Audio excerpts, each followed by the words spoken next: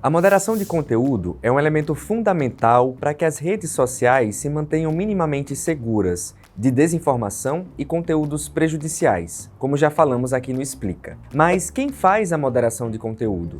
Como é o cotidiano de quem trabalha com isso? Ficou curioso? O Desinformante explica.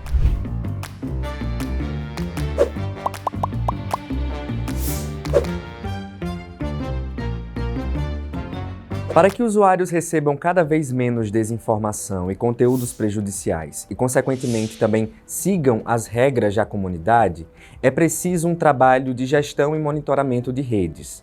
Esse trabalho de moderação de conteúdo, ele é feito por dois elementos: a IA, a inteligência artificial, e também o trabalho humano. E quanto à IA, ela está responsável por identificar padrões de violação em massa.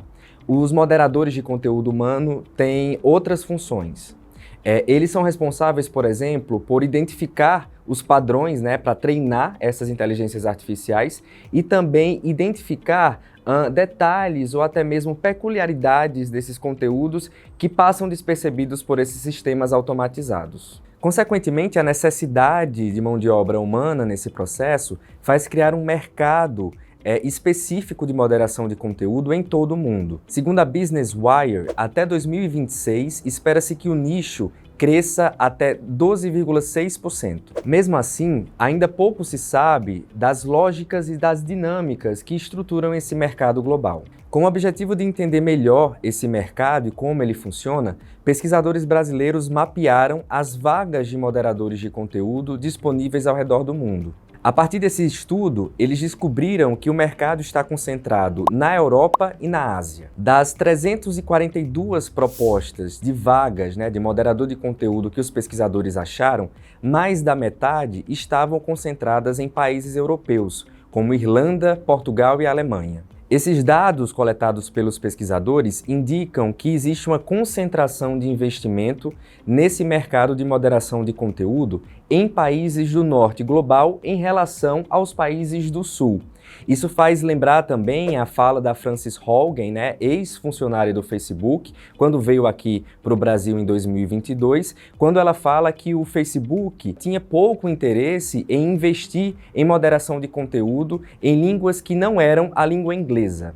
E no Brasil, como é que funciona? Os pesquisadores descobriram que as vagas de moderador de conteúdo no país eram oferecidas pelas próprias plataformas, ou seja, as próprias plataformas oferecendo os recursos humanos próprios para essa atividade de gestão e monitoramento. Isso é um pouco diferente do que ocorre lá fora, justamente porque na Europa e na Ásia esse trabalho ele é feito por empresas terceirizadas que oferecem seus serviços de moderação para as plataformas. Mas e aí, como é que é a rotina de trabalho do moderador de conteúdo?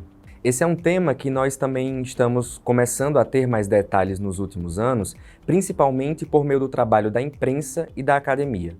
Nós, do Desinformante, conversamos em 2022 com um ex-moderador de conteúdo brasileiro que trabalhou para uma empresa terceirizada que prestava serviços de moderação de conteúdo na Europa para uma grande plataforma em 2019. E ele nos contou mais detalhes do que fazia, como moderador de conteúdo, bem como a rotina dentro da empresa. Ele nos disse que inicialmente chegava a moderar cerca de 300 a 400 postagens denunciadas pelos usuários, com possibilidade de conter diversos tipos de violência.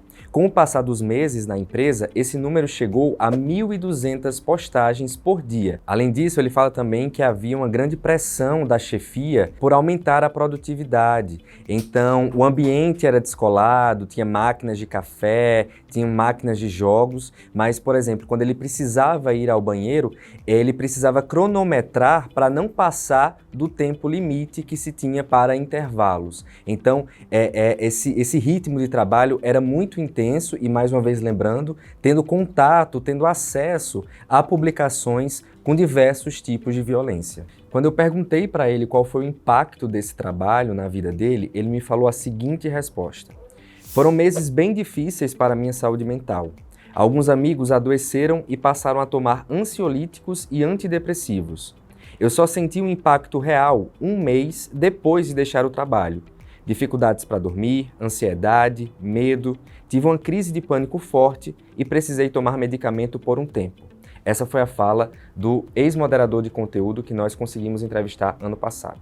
Mais detalhes também dessa rotina dos profissionais de moderação de conteúdo a gente consegue ter a partir de ações movidas pelos próprios ex-funcionários contra essas empresas terceirizadas de moderação de conteúdo. Em maio de 2022, um ex-moderador de conteúdo queniano entrou com um processo contra a Meta e contra a Sama, a empresa terceirizada de moderação de conteúdo para a qual ele trabalhava, justamente afirmando que passava por situações tanto de pressão profissional quanto também de situações de contato com essas postagens de violência sem apoio de saúde mental dada por essas empresas. E no final de 2022, o governo colombiano anunciou que iria investigar uma terceirizada de moderação de conteúdo que prestava serviço para o TikTok, também por questões relacionadas a contato, acesso a conteúdos abusivos e prejudiciais. E aí, deu para entender melhor as dinâmicas, as lógicas que estão por trás do trabalho do moderador de conteúdo? E se você ainda tem dúvidas sobre o que é moderação de conteúdo, nós já produzimos um vídeo sobre isso. Tá aqui em cima, basta só clicar. Aproveita, assiste os outros vídeos do Desinformante Explica,